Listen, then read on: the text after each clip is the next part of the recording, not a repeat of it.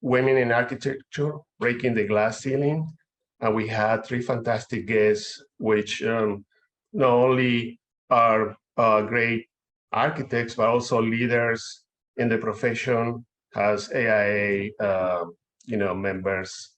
And also we have our host with the AIA CKC, Megan Smith, which is going to be hosting the panel. So I'm going to start doing introductions. So first we have Graciela Carrillo. Graciela, if you want to give us a little introduction about yourself. Sure. Thank you so much, Juan and Megan. This is really a good opportunity for us to, share a little bit about our experience as immigrant architects. And I come from Bogota, Colombia.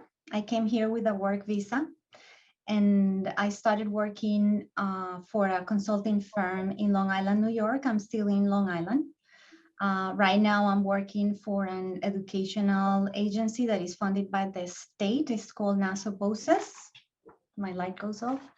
And I'm in the facilities department managing school projects throughout Long Island. So it's a really nice experience because we own a lot of special education schools. And besides that, I've been involved with AIA for, I would say, maybe 11 years. The last 2 years, I was the president of the Long Island chapter, the first Latina president, and the third woman in 75 years. So that's like super, super important to show that example to others, and so they can follow the same path or similar path. And right now, I am also the strategic counselor representing New York State at AIA National. And I'm also the co-chair of the Women in Architecture Committee in Long Island. And a few years ago, I co-founded with other two peers, the Immigrant Architects Coalition, which is a group advocating and supporting immigrant architects in the States. So thank you again. Thank you. And also Graciela is the 2022 Young Architects Award recipient, which is an award by the AIA National, right? Yes, that's so. Congratulations on that. Thank you so much. Thank you. Next, we have Mitra Memari. She's from Los Angeles, and she's currently the president of AIA Los Angeles. Mitra, go ahead. Hi everyone. It's great to be with you guys. I am Mitra Memari. I immigrated from Iran, where I was born when I was a teenager. When I moved here, I ended up studying architecture. I'll share a little bit more on how I got into architecture, but currently I'm a partner at ZGF Architects. ZGF Architects is a national firm. We have 7 offices around the country, about almost 800 employees, and we do a variety of project types from healthcare. I'm working on a women's and children's hospital in San Antonio. It has 300 beds, really pushing forward how we care for our women in hospital settings. We're also known for our sustainable design. We've won national awards for that. That's something that's in our DNA, sustainability and making sure that we're doing the best for this planet. As Juan mentioned, I am currently the AIA Los Angeles president. I've been involved in AIA Los Angeles for the past 4 years on the board of it. And it's been really fulfilling to be in that leadership role. I'm also part of as a director of AIA California as well. Thank you so much, Mitra. Next, we have Bea Spolidoro. Hi, Bea, how are you? Hi there, I'm well, thank you for having me. I am connecting from Pittsburgh, Pennsylvania, but I'm Italian, and I have been in the US and in Pittsburgh for 10 years and a few months. I studied in Italy, took my degree in Milan at the Politecnico di Milano, And 4 months later, here I am in Pittsburgh with a student visa, J1 student visa, first job ever, ready to roll. And actually, almost immediately, I also started volunteering with AIA Pittsburgh. And currently, until December, I am the AIA Pittsburgh president. And I'm on a number of different committees here. And I'm also a proud, very small business owner. It's my husband and I at Fisher Architecture. I was working for a different company, I would say mid-size firm. And I've been there for like basically until just before COVID. And then before COVID, I was like, it's time to finally join my husband. But surprisingly, we've been doing well. We've been busy, and it has been an incredible journey, professionally and personally, to go through so much change in such a short time. A lot of things happen. So I'm excited to be able to share my story and to listen the story of other great women. Thank you. Well, thank you so much, and congratulations on joining the firm with your husband. That's awesome. And then we have Megan Smith. She's going to be moderating the panel today. Megan, if you want to introduce yourself and then take over from there with the rest of the program. Thank you so much. Oh, hello, everyone. I'm Megan Smith. I'm talking to you today from Louisville, Kentucky. Some folks might know me on the call because I'm local to a lot of the audience today. I am reinstating my license after a 10-year break. So if you want to know a little bit about the impacts of being a woman in architecture, I'd be happy to talk about those. But you might also know me and my partner Keith, because we are the owners and operators of an historic motel that gets a lot of attention. So thanks for watching us on the news and coming and staying with us. I'm very excited to facilitate this conversation today. And because we're having the opportunity to gain some AIA learning units with our conversation today, I just wanted to make things a little bit official for us and share some information about women in architecture. I do believe that everyone is seeing this slide with our fabulous panelists. Yes, thanks. Great, thank you. And to kick things off, I wanted to point out some key findings from the AIA Membership Demographics Report of 2021, which indicates that the AIA membership is reflecting a steady growth in the number of women and underrepresented racial and or ethnic groups.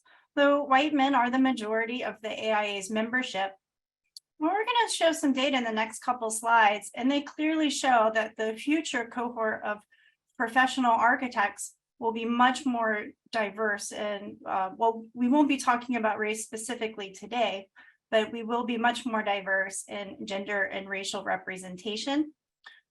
In the slides, I've included lots of reference. At the end, you'll get a link to the slides. So for follow-up, you can follow those links. So here's something. When I was first an architect, it was 2009. It feels like forever ago. And at that time, there were less than 16% women representation in the profession. And I've learned recently that we've made it up to almost just over 24%, which feels so small, but it's yet a tremendous gain from the number of architects in the profession. For AIA members, the ratio is about the same. You see the pie chart is about equal for women architects and women AIA members. And the rate of growth from 2012 to today is about the same pace of growth. But what's really interesting as we look at the number of ARE qualified, the number of women who passed their ARE exam, that number is 44% representation. 44% women are qualified and 56% men. And further down the pipeline, the number of graduates from NAB accredited programs is just about equal, 50-50 women, 50-50 men. So first question for the audience. I know some of y'all are on your iPhone, so you get a pass today. But those of you who are at your computers and can access that chat feature, here's a pop quiz for you, or maybe a personality test. What year do you think women will become the dominant gender in architecture? Go ahead and pop that answer into the screen or into the chat. This will bring us to our first learning objective for today, which is to understand what the data says about women's experience in the architecture profession. So let's see what our audience says. Ha, it's pretty funny. Louis says 2042, Bea 2050, Mitra 2055. That seems so long from now. Carol says 2035. Maggie says not soon enough. I like that, Maggie. 2060. Oh no, that sounds really pessimistic. But you know, maybe some of you are statisticians and you're able to do that math on the fly. See a lot of 2030s, 2035s up to 2050. It's popular. So me personally, I think it's probably going to be like 2040, 2050. I think it'll be a slow, long path, but we could be surprised. You know, there are trends in education that more women are graduating than men. So there could be a tipping point in our future. The second learning objective today is the reason I think most of us have gathered here is for the chance to hear from our esteemed women architects on the panel and to understand the unique successes that women architects may have. So I'm going to stop sharing now. And remember, you can leave your feedback in the chat. I'll be monitoring that while we hear from Bea, Mitra, and Graciela. Let's see.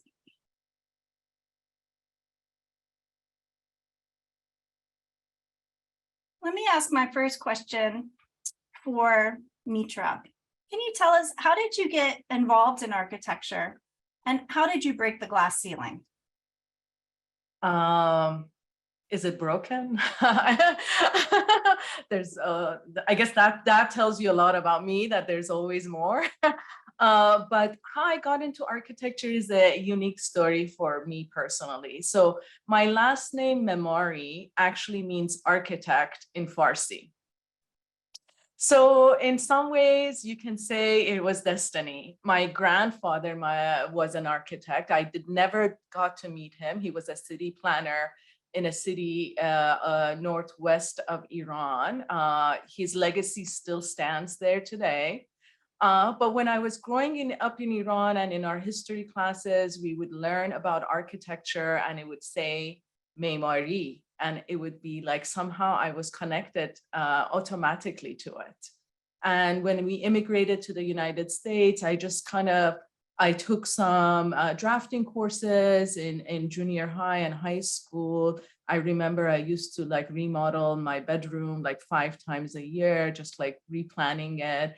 And it just felt really natural to me to be an architect. Now, the glass ceiling part, I think, you know, I always strive, I mean, just this is also, you know, my personality to be better, to grow and evolve. And I think that for me, having lived in some trauma in my early childhood because I was in Iran when the revolution happened and then the subsequent war, I developed at a young age a lot of resiliency to push through things that were difficult around me.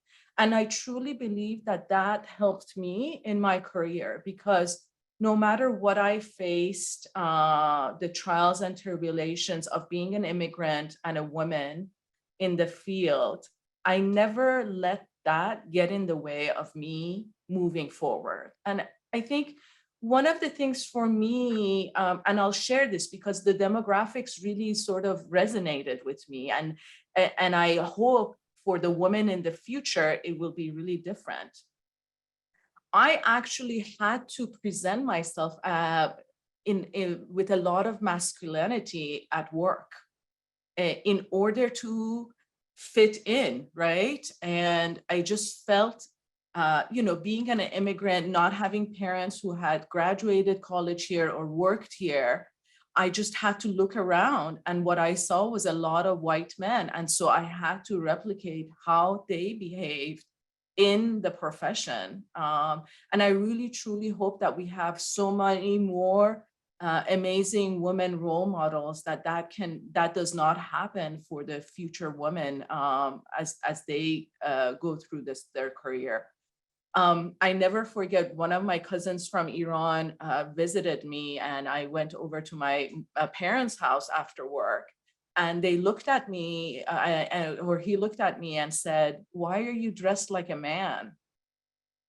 And that really was like, really, I am? And I would have never thought that to myself. And so I think over the years, having gone through, having sort of become a leader eventually, I really embraced my femininity and being a woman, and appreciation for that, and appreciation for the struggles that women have in this profession. But I was very much blindsided by all of that. Like, for me, I would be in a meeting with, 10, 20 white men. I had to run the meeting at a younger age. And I did not think about myself as a woman or an immigrant. I thought about myself as an architect who needed to get a job done. And you guys better give me what I need to get my job done. And I think that focus also helped me throughout my career. And now that I am in a leadership role, both at my firm as well as in the profession, my goal is to help women feel empowered by their voice, by who they are, by their authentic selves, and know that that's, bring all of that to the table. Oh yeah, that really resonates with, I know I see a lot of faces getting really excited to hear your story. Bea, I'd like to know, women like Mitra and yourself were confident, resilient, courageous, were focused. What traits of femininity do you think contribute to your success? That's a very, very interesting question. And actually, so I will answer your question first, then I will add some other thoughts. But I think that, as you mentioned, resiliency is very important. I also think women are inherently resourceful, responsible, organized, and for good or for bad, we are really able to make things work. We're good project managers, which it's good because certainly helps us achieving what we need. But the risk, though, is also that, we don't want to be project managers of somebody. We want to be designers. We want to, to make the design ourselves. We don't want to be secretaries. But at the same time, I think that's an interesting superpower that we have, and we should recognize that. We have to be our own project manager. We have to be our own secretaries. And because it comes, natural or hopefully like a little easier, then we can use that as a sort of like give and gift. And then we can really put our energy into be more creative, more intentional, more, innovative. I was listening to what Mitra was saying, and personally, I have been always as a sort of, I grew up always with short hair, and I think my father, I'm the first of two. We're two sisters, the girls. And my father always wanted a boy. So I always grew up like, well, I want to make him proud, so it would be like very effective. And frankly, for me, it was tough going through school as a woman that I'm not gay, but I certainly had a lot of features that were interpreted like as being more masculine. But frankly, I am super proud. They got me exactly where I want to be. And basically, to me, it's a precious resource to be able to think like a man and really, I think that in our society, there is a lot of noise sometimes of what women should do. And sometimes that prevents us from thinking and just focus on, what we really want, not what people are expecting us to want or do. But I think women we're great. We have a lot to offer. Graciela, let's hear from you. Who are the trailblazing women who've inspired you? I have many of them. It's difficult to choose just a few, but I'm just gonna mention the ones that I always look up, of course, and I'm not gonna say anything that maybe all of you disagree. Zaha Hadid is like, wow. I mean, not only because she was the first woman to win the architectural prize, the Prizer, Priz Prize, I can never pronounce that, in 2004, but also because she broke a lot of barriers. I mean, we're talking about early 2000 or late in the 90s. We sort of struggle now. The EDI movement and the MIV movement is very recent. If you think about it, she was doing her practice within the 1990s and 2000s. So she definitely was a trailblazer in that way. She comes from Iraq. A lot of people criticize her not only because of her background and who she was, but because of her designs, and yet she didn't care. There is a lot of other women and men too that when they get that criticism, they stop, they back, like, oh, I'm just gonna take a step back because too much criticism. And she actually challenged that. So that's why I admire her so much.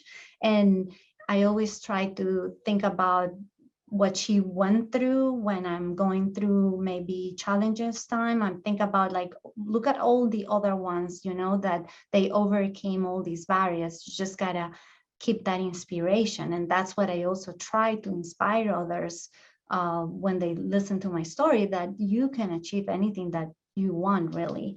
Another woman that I look at to a lot, and she's an engineer, but that has contributed a lot in the architectural world. And I also admire her because I was supposed to be an engineer, but because everybody told me you're supposed to be an engineer coming from an engineering family, I said, no, I'm not going to do what my family tells me to do. I'm going to be an architect. That's how I became an architect.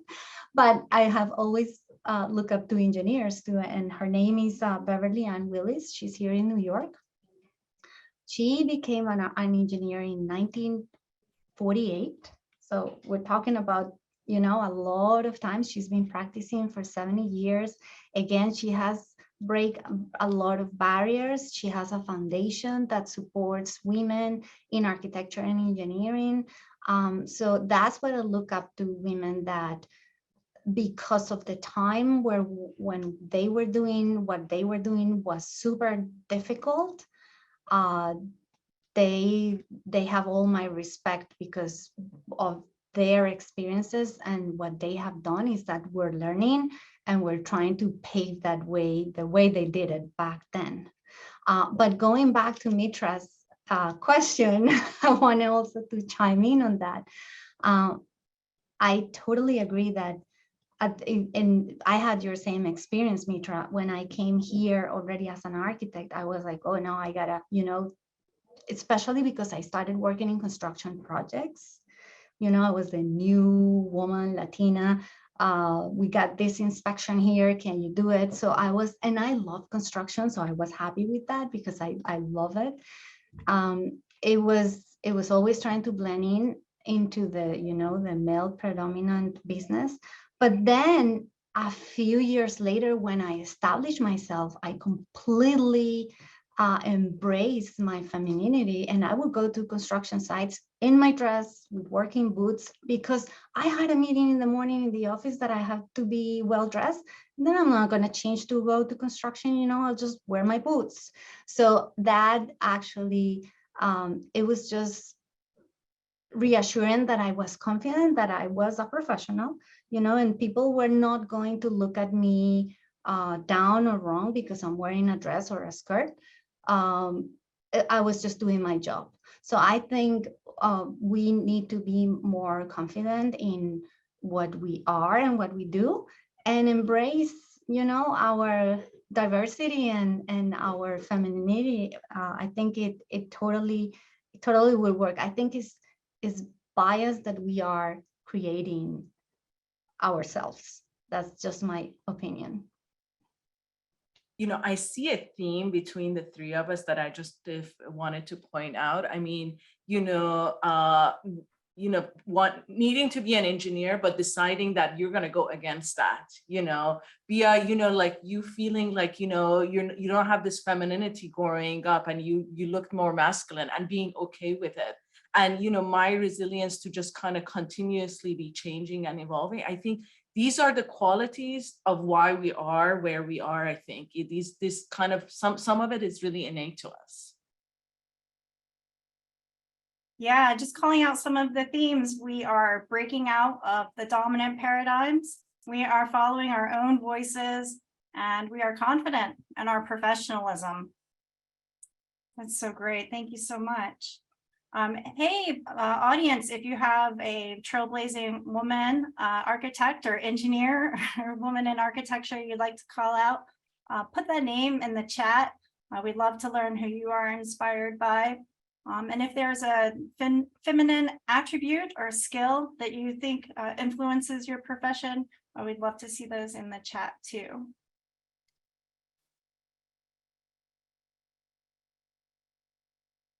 For the next section, we'd like to talk about our third learning objective, which is how can firms and design schools support women architects? In the slides you'll receive after the presentation, there's a link to an AIA resource called Advancing Careers. Wherever you are in your career development, male or female, it's just starting out or advanced, there are great resources that can help you connect with people like you, can deal with issues you might be experiencing in your profession, overcoming barriers and opening doors. And if you're more advanced, there's some tips on mentoring and bringing up the next generation or elevating peers to leadership. So really encourage you to check out that resource. Let me take it to our participants. I'd like to hear from,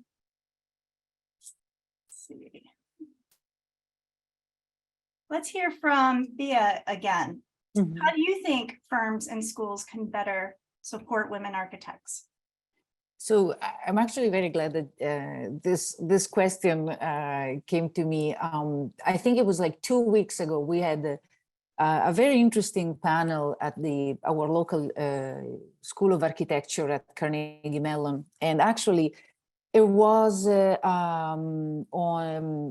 was a panel basically with 3 emerging African-American professionals. And at some point there was exactly the same questions, like how basically can schools help minority architects in a better way. And I literally took my notes, copied and pasted, and I feel like they totally apply here. I mean, any bias, any sort of prejudice, these are important things that I thought that it was very nice this panelist answered so graciously. So first of all, I mean, we all have to check our bias at the door, mainly because discrimination can happen unintentionally, and it still counts. I mean, it's still discrimination even if you don't think you're doing it, or you didn't think you did it and somebody pointed out, like just don't deny it. You have to. So schools have to be aware, and professors have to be aware that this, you know, this can happen, even if they don't want to be discriminating. And then sometimes there is for professors or leaders of universities, like sometimes people are coming to them and they're complaining, and they're explaining how they are feeling about like certain situations and certain the problems. And basically, even if you cannot change how people feel, you have the duty to listen to them. So if a woman comes to a professor, to an administrator, to a leader, and says, I need, you know, this is what I'm experiencing, you really have to take that seriously. And because if not, like, it's a breach of trust. And as you know, trust is gained in drops and lost in buckets. And that's something that is really hard. And then one thing that I would add, specifically for women, since this is for women, I think it's important to understand that for a number of reasons, women can be caretakers, elderly parents, or the kids. Maybe some people may have kids at a young age. So it is very helpful if there are either resources or accommodations for life happens moments, because that's something that, again, it's about like recognizing that sometimes there are certain categories that have special needs or special duties, and anything you can do to make them feel welcome or supported, or, you know, it's not about giving a pass to people. It's really about enabling them to do what they have to do. And if they don't do it, nobody else does it. So I think that's what I can say on the subject for women, but really in general for anybody that is not like white male. That's great. Hey, we've got a question and a comment in the chat from Jay Farfen. He or she, they say, I love hearing to embrace our femininity in this profession. I fully agree, and putting that into practice, but feels putting that into practice is yet another discussion. Ladies, do you have any thoughts about how embracing your femininity at work, what does that look like with your coworkers and your clients?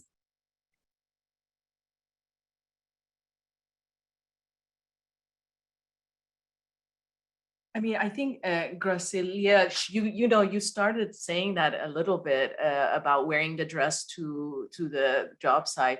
For me, it's how do I feel? How do I like to dress as a woman? I think that's like one of the biggest things in our profession is how we dress, and we are in such a creative field. And there's no one size fits all, but whatever that means to you, own it and be it, you know, and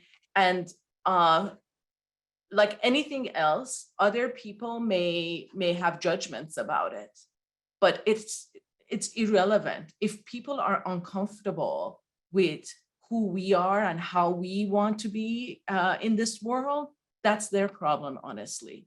And so I think, I remember a long time ago, there was this lady in our office who used to dress very femininely, you know, the shoes, the dresses, the skirts.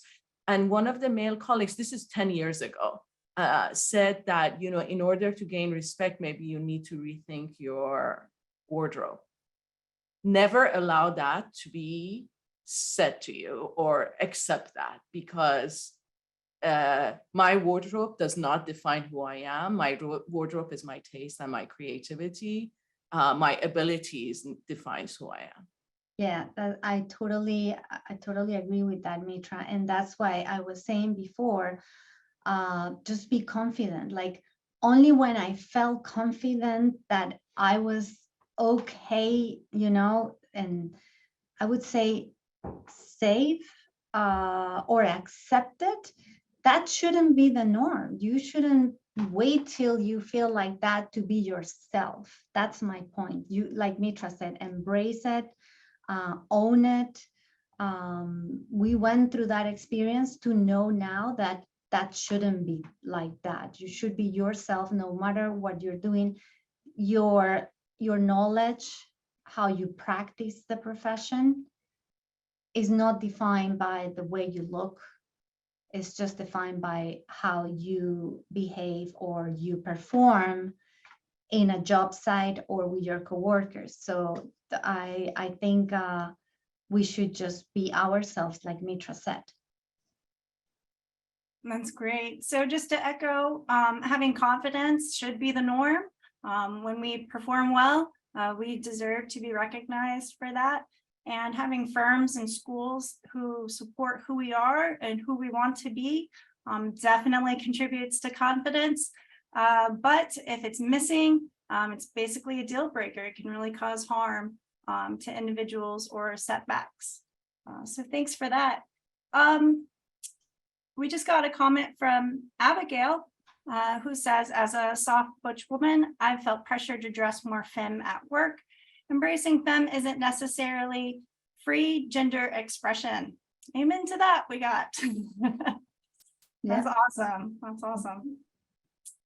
Mitra, can you tell us a little bit about your support system? Where would I be without it? I don't know. I think, a support system is so important. I shared earlier that I love to evolve, and I truly feel that you cannot evolve without having many mirrors that can reflect back at you, and some trusted mirrors. And so to me, I have some trusted colleagues that I always bounce my thoughts, my ideas, my experiences in order to get feedback. I think that's been really important to me. What I believe is that my experience is one thing. How others experience me is another thing. And how I want to react to all of that is the third thing. And so I can't do all of that without having some great feedback for me. This is how I felt in this meeting, or this is how my intention was to express it. Did that land correctly for people? We deal with so many different cultures and so many different backgrounds of people around us, between our clients, our consultants, our colleagues. And I think fine-tuning my message so that it lands exactly as I intended is really important.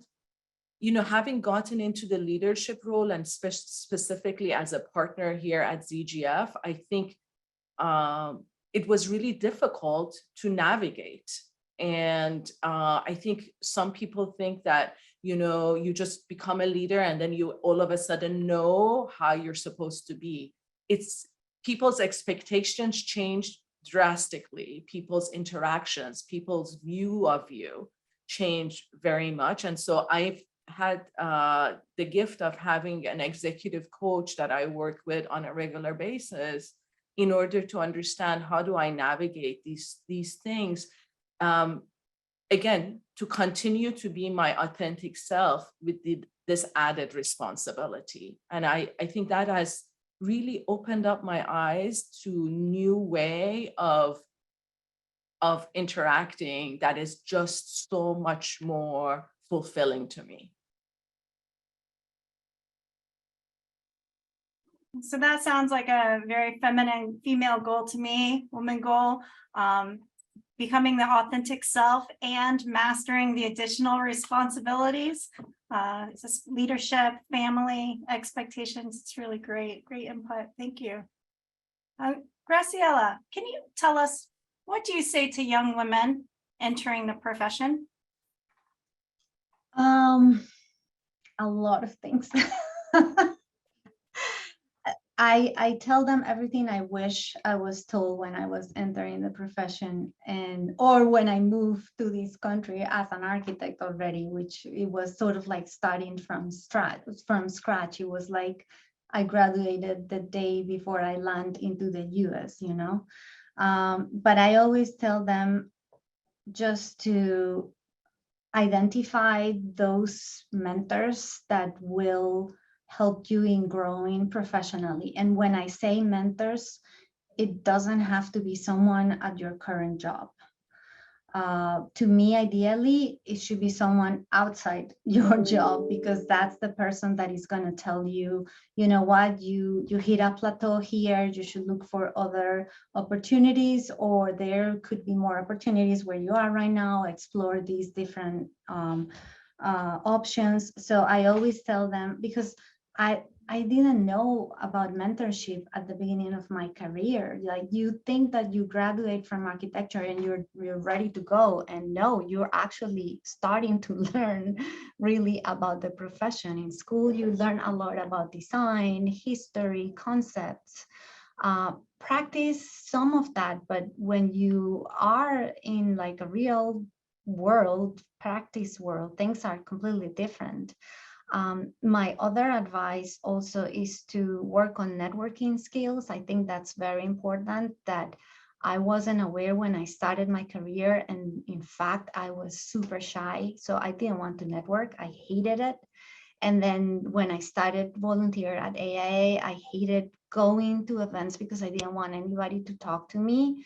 Also, the language barrier, of course, was an issue for me, but if you don't have that barrier, then there is a lot of people that they are afraid to network. And I think network is really important for your career growth, not only to maybe get other positions or other job opportunities, but to learn from your peers. That's really what network is. You're always sharing ideas, maybe issues, but I think half of your career should be networking. And I think I would add to that, the newly grads or students, they should work on their soft skills, because when we go to school, again, we know about design and, you know, all these other topics that we will apply later on in our career.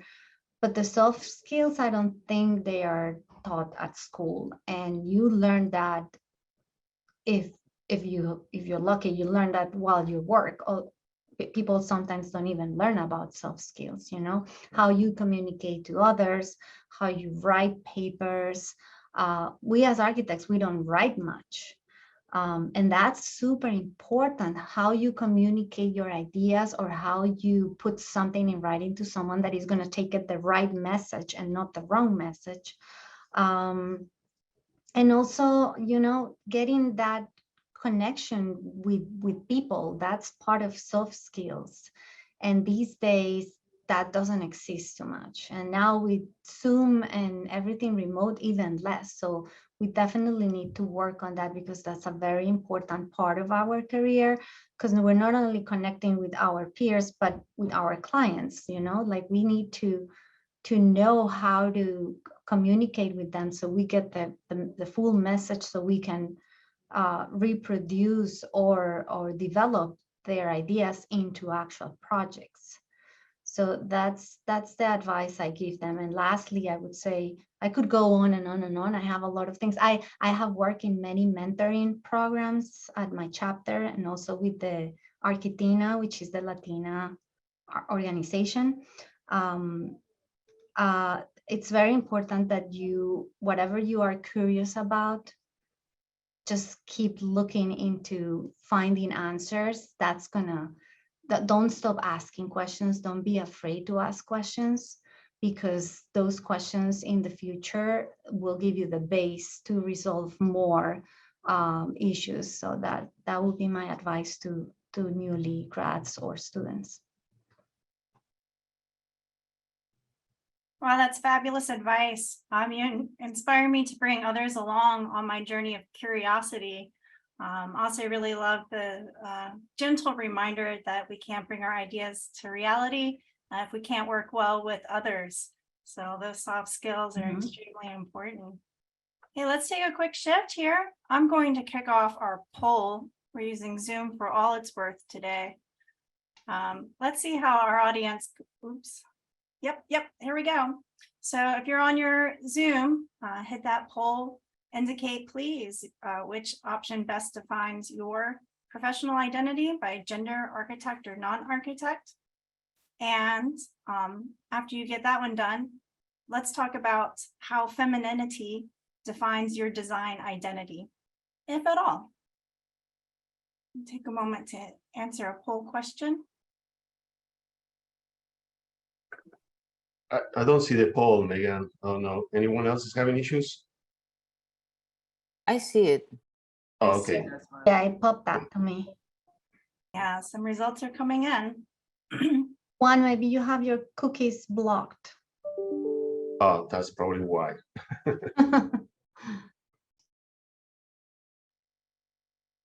All right, so we've got some responses in the house. Oh, it's climbing higher. 87% of our respondents are women architects. Yes, we represent. One day we will be 80% representation in the profession. You can believe that, it's gonna happen.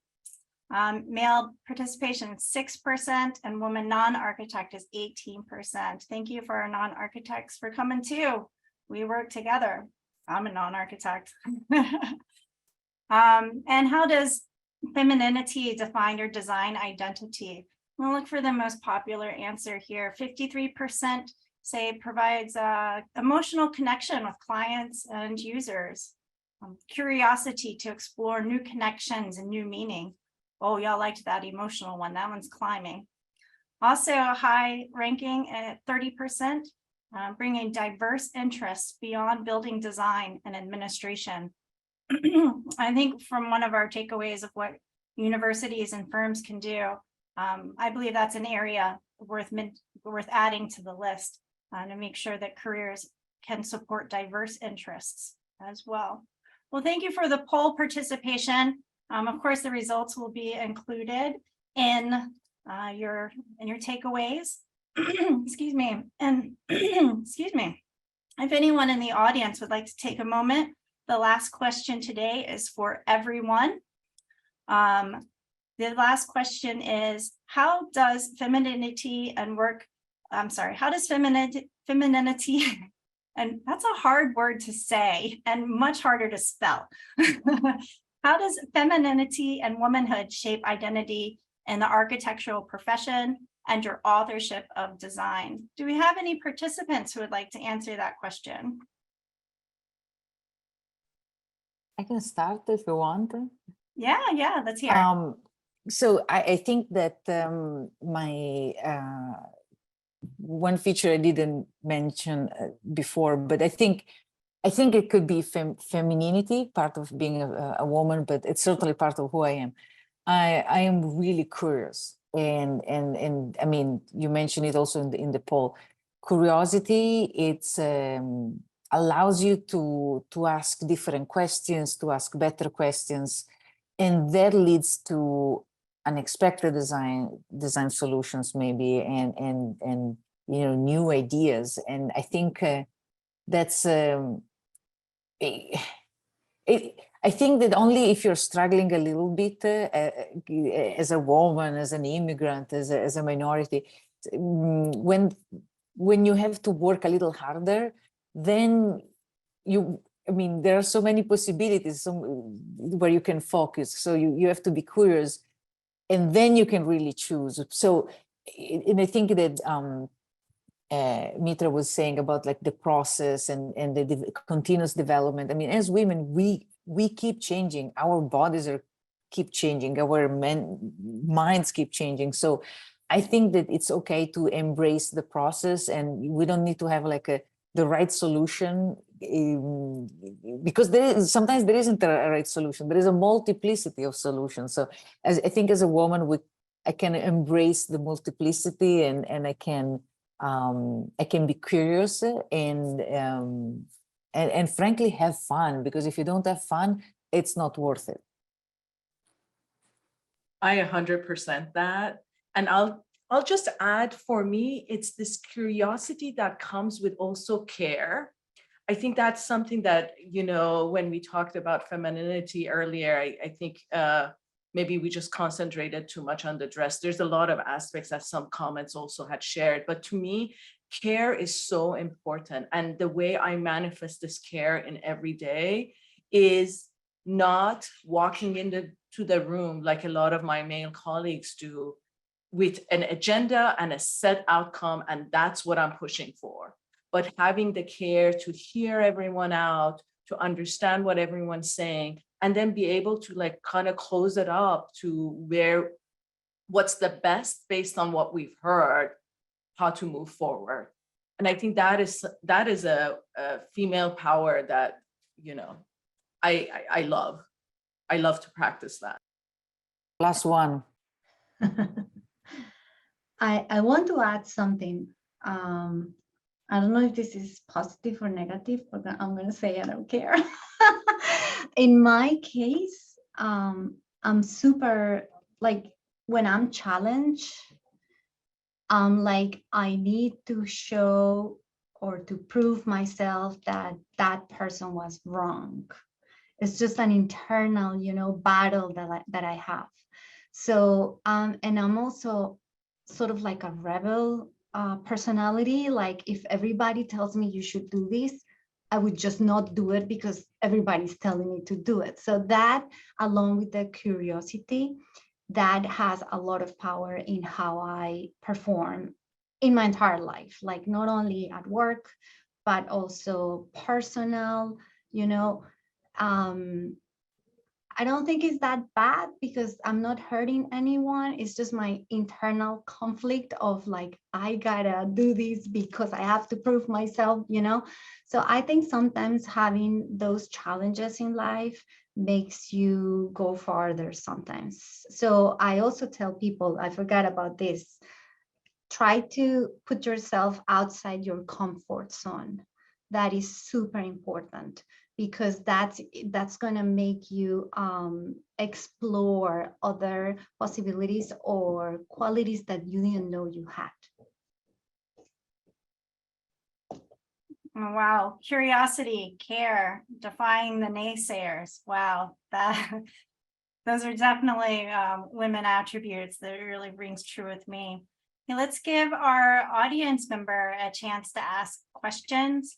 You can unmute and shout out your question for our panelists. And if you want to write a question in the chat, I'll read it after any questions.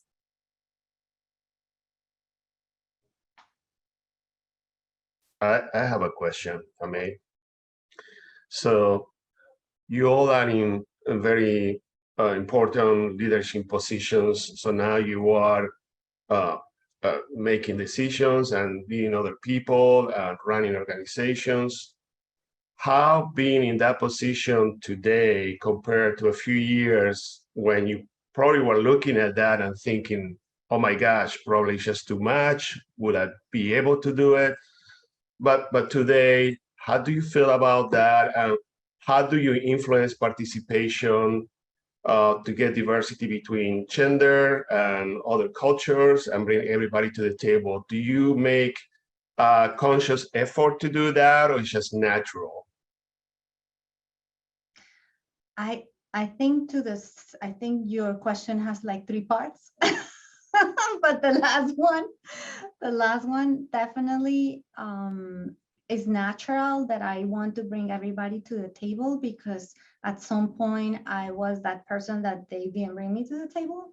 So I'm more conscious when I'm leading a group of people that everyone has a voice and that we're listening to each other and that everyone has something important to say.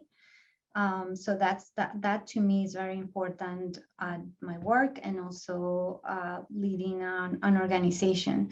And I think the first part of your question was like how, like a while ago, how we. Yeah, like, you know, sometimes you can, it's hard to plan your future. So, you know, sometimes things happen. So like you said, you get out of your comfort zone and start getting more related socially and involved with the profession. So what would you say to yourself a few years back, for example? Yeah, a few years back, I would say to myself, plan. I never planned anything.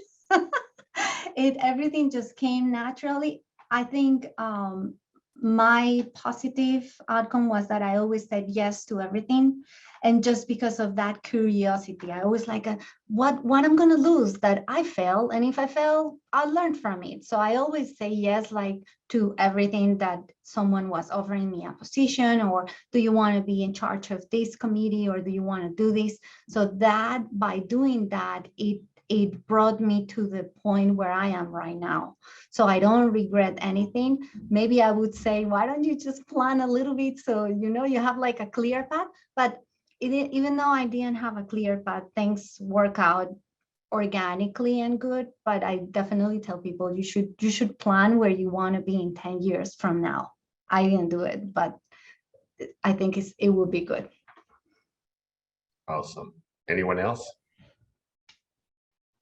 I love that. Oh, Oh, yeah, go yeah. ahead. Yeah, go ahead. Okay. Well, I just wanted to say, chipping in on Graciela, as women, a lot of times there is a mentality that if you're not ready for it, you shouldn't pursue an opportunity. The truth is you're never ready. And I think I read this in some book for like helping women being better leaders. And they were saying like, you see, men are never ready and they always do it anyways. I'm like, all right, I can do it too then. You know, if all of you guys don't take anything away from today, just take this away. Say yes to everything that comes your way. I agree. Like, even though if it terrifies you, which has terrified me, if it's responsibility at work, if it's being on a panel, if it's, speaking in an engagement, and I've been terrified so much in my life. And I think that's kind of how you push through those struggles to get to where you are. Yeah. And, I think your second part of the question is that I think having diverse voices in the leadership role has made such a huge difference. If you want to make a business case why it's important, it's super important, because just me being in this position and seeing how people are overlooked, how the white men, my partners, do not see the capabilities of certain individuals, the raises that some individuals are deserving. It's been so eye-opening for me. So I think it's so important to get your voice at the table. And every company has some problems to solve. I mean, that's normal. And if you try to solve them with the same mentality that created them, you're always the same old. Just to say something about the fear, and I totally have that, I know that feeling. Say yes to something and you're scared. Always tell to yourself, if somebody else can do it, why you shouldn't do it? That's my mantra. That's my mantra too, Bea, totally. There is no reason why you shouldn't do it. Yeah. And I also would say, look at us, we're all immigrants. We all made that decision, and we're going to leave our home countries. We're going to move to this new, new language, new culture, new environment. It shows to anybody else that you can do whatever you want. You just need to have a plan and the support system. That's great. Well, we've learned a lot about how to find a support system, what a mentor looks like. Thank you so much for being great models for that today. I just want to make sure we get enough attention for our audience. Some comments that came in. Maggie said, I think an admirable trait for women and men is empathy. As a designer, it is essential to connect with the people and the environments we work with and within. Empathy, also a feature typical of people that are not in a dominant position. So remember, we could all use a little empathy. For some people, that means training up. Jeanette says, what about the business of architecture? There can be more women in the profession, but if there are no good business practices, what do you have? Oh, that's right. I think Bea was just mentioning, the culture of the business. When you're looking at who to partner with, maybe one of the no's you can practice is when you look at how the practice is operated, and when you inquire about the business practices. If you're not seeing diversity and inclusion in real behaviors, and real outcomes, then maybe that's a no for you. Yeah, but at the same time, you know, when there is a difficulty, you have two options. You either fight and try to change it, or you leave. I think it's worth trying to change it. And then if you really cannot change, you know, you can leave, but you have the power to demand things. And a lot of times there are no good practices, not because people are mean, but because nobody ever thought of it, because we are the trailblazers. So again, go out and ask it for yourself. Make the good practice yourself.